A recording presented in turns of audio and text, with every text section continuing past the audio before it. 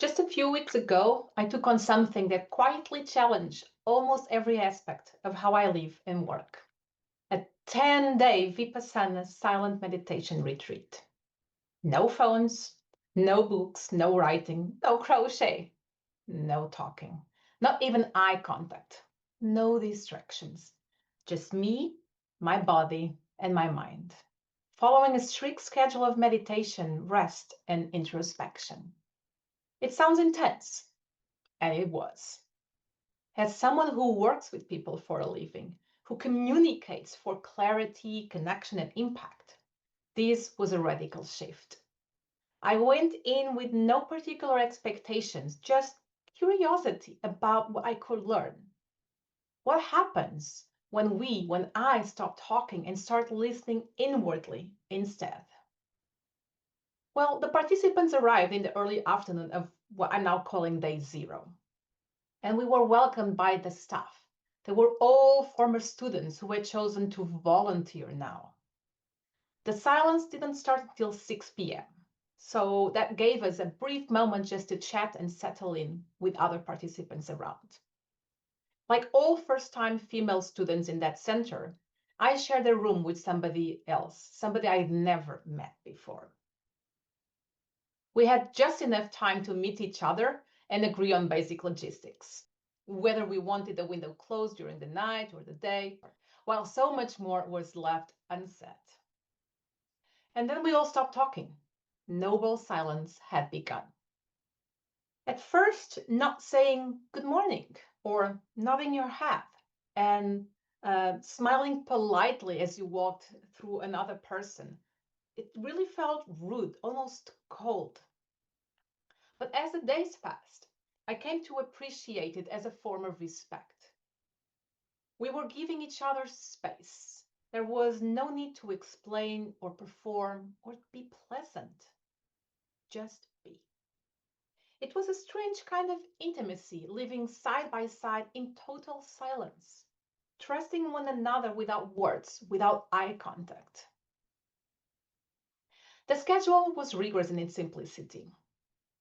Each day followed the same rhythm. Wake up gong at 4 a.m.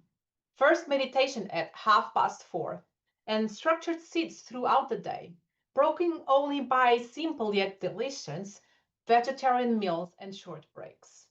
Overall, more than 10 hours of meditation each day. The simplicity itself was demanding, especially for me, the lack of sleep. 6 hours at night and just enough free time during the day for a quick nap, which I confess from day 4 became a reliable survival tool for me. Without the usual inputs and distractions, time felt slower, but fuller. The usual ways I occupy myself, thinking, planning, analyzing, helping others, or even just watching Netflix, had no role there. So there was nothing to do but sit with what was in that moment. So Vipassana, as taught by Mr. Cuenca in a very non-sectarian approach, which I loved, focused on observing bodily sensations without reacting to them. No craving, no aversion. Actually, just no judgment. Just pure awareness and with equanimity. Sounds simple, doesn't it? It's not. My nerd mind wanted to analyze every sensation. My coach brain wanted to make sense of it and look for the science behind it. And the monkey mind? Well, it did what monkeys do. Wandered a lot into every related and unrelated topic all the time. But slowly, through sheer repetition and discipline, something shifted. I started noticing sensations I'd usually ignore. The breath in my nostrils, the moist in my hands, a tingle along my back, or a sudden jolt of heat or tension. An unfamiliar sensation I could only describe as a nice burning coal all over my body. I began to observe without rushing to label or fix or interpret. And that alone felt revolutionary. The teaching, everything is impermanent, moved from being an interesting intellectual idea to something I could feel in my own body. That ache in my knee, it passed. The itch on my nose, initially torture, then gone.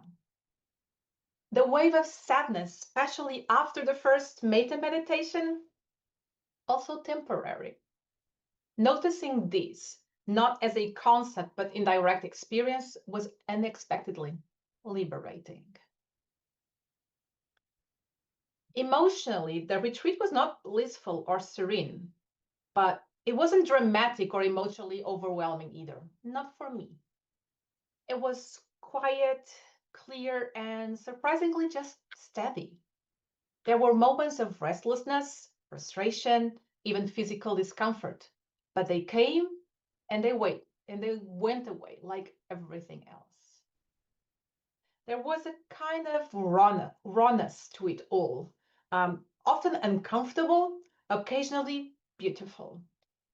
And beneath it, a tenderness, a reconnection with parts of myself that are usually drowned out by the noise of everyday life. It didn't feel lonely at all for me. In fact, there was something grounding about the shared silence and the structure of it all. There was also a lightness at times. I found myself paying attention to nature all around me, the flowers, the bugs, the bird songs. And I was amused at the mental commentary running through my head that I was now much more aware of. One of the funniest moments happened during the second metta meditation, when I had to hold on hard to stop myself from laughing in the middle of a silent group meditation. And I had to stop from laughing just at how bad I thought that meditation was. The first time I heard that metta meditation, it had struck me as oddly sad and depressing. Definitely not the warm, inspiring, loving kindness meditation I was expecting.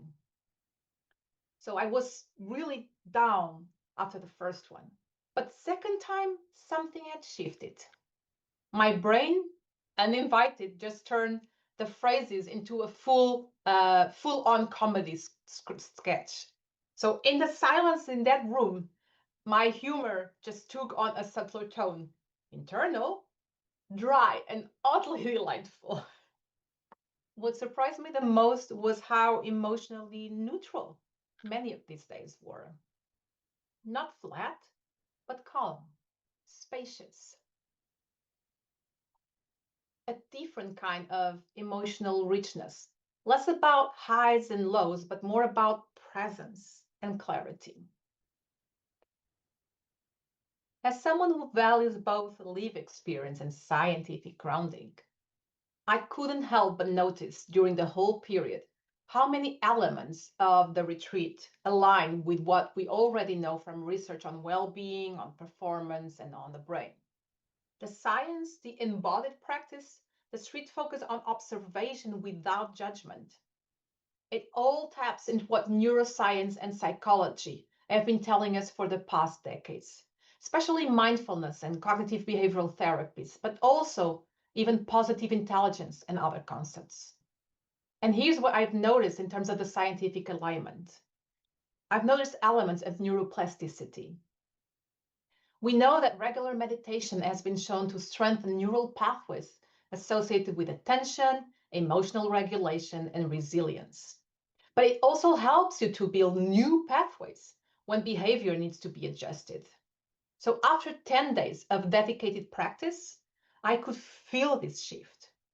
My thoughts had slowed down, my reactivity softened, and my awareness sharpened. Another element was about introspection and body-mind awareness. We know now that Vipassana's focus on the breath and scanning bodily sensations mirrors current practices used in trauma-informed therapy and even performance psychology.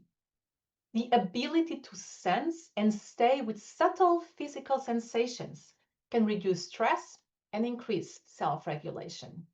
And I experienced this firsthand during the longer sits, sometimes 2.5 hours, where awareness alone helped me navigate discomfort without needing to resist or escape. Another element was about mental clarity and spaciousness. Without the usually sensory overload of modern life, the brain has a chance to settle. Studies show that even short periods of silence and reduced input can enhance creativity, cognitive function, and emotional balance. So 10 days was a rough start, yes, but it gave me a glimpse into what's possible when the mind has space to breathe. What didn't feel fully in line with the evidence? Well, the lack of sleep.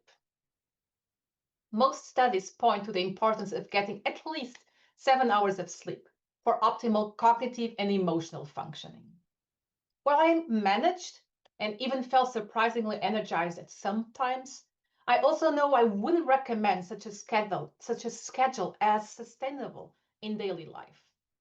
Rest and time to absorb what we've experienced are just as important as discipline. So while Vipassana is an ancient tradition with over 2,500 years, much of what it teaches now finds echoes in contemporary science. This blend of ancient wisdom and modern insights was, for me, one of the most validating aspects of the whole experience. What am I taking with me? Well, coming out of noble silence on day 10 was almost a natural occurrence, as if the previous silent days had not happened. We got some hours to chat with each other in the end, and that was really nice. It was surprisingly easy. But I came back more in touch with myself. I didn't come out of it with big answers and life-changing plans. What I came back with was more subtle, but just as powerful. A quieter mind, not empty, but less reactive, as I often help my clients practice in our sessions. A deeper trust in my body and its signals. A lived experience of impermanence that helps me hold both joy and discomfort with more softness. And perhaps most importantly, a renewed understanding of presence, just being in the here and now. In my work and in my life, I often talk about the importance of slowing down, of creating space to reflect, of tuning in. Vipassana didn't just reinforce these ideas, it made them tangible. And so here are a few extra lessons and insights I'd like to share with you. Not everything clicked on day one. Some of the biggest lessons only came quietly and late. Sitting straight, for instance, was about pulling myself up into perfect posture. So for the first 6 days, I was determined to sit tall, shoulders back, spine proud.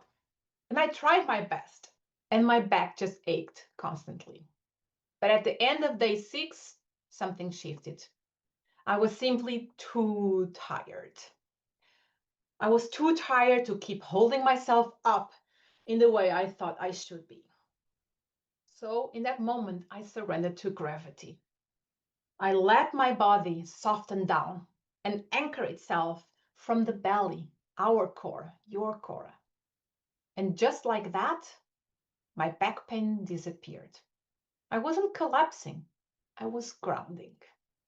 There's a quiet strength in trusting your center and not forcing your shape. Another beautiful moment to note is the generosity behind the retreat. There's actually a whole global network of Dhamma centers around the world, and all of them run on the same principle. There's no fee to attend, to join. The retreat is offered freely, funded by donations from past students who found value in the experience. At the end, yes, you're invited to give, not out of obligation, but from gratitude, according to your means and if it feels right to you. It's a rare model, rooted in trust, shared humanity, and continuity of care. I found it deeply moving. And you can also choose to serve by volunteering in one of the many roles available. I also got to confirm that stillness is not passive. It's active, vibrant even. There's an alert quality to being present, to observing without reacting. On the surface, we were just sitting, But internally, a lot was happening. Rewiring, unlearning, releasing, noticing. That effort, invisible as it may seem, is real. And finally, I was reminded how we can't think our way into peace. That one was really humbling. As a coach and someone who lives through words and ideas, I often lean into reflection, reframing, insight. But Vipassana asks something else. Not to think through discomfort, but to feel it all the way through. And that required silence, patience, and breath, not shortcuts. Would I recommend it? Yes, but not as a holiday. Vipassana is not a retreat in the cozy self-care center of the world. It's a training, a mental gym, and a deeply human experience. So I would recommend it to anyone who is mentally and physically healthy overall, who feels ready to meet themselves as they are, and who can let go of expectations. You don't need to be spiritual or experienced in meditation. I wasn't. But you do need to be open to stillness, open to discomfort, and open to the mystery of what arises when all the noise stops. Would I do it again? Probably. And I really like to serve as a volunteer too. Though next time, I might look for a version that includes a bit more sleep and maybe a cushion with extra padding. My final thoughts? Life gets noisy, especially for those of us who live and work across cultures, who manage careers, family, expectations, and constant adaptation. This retreat reminded me that amidst all that complexity, there's something always available. The breath, the body, just a moment. That is where we meet our true selves. Not in achieving, not in fixing, not in doing, but in being. For we are human beings. And from there, everything else becomes a little clearer.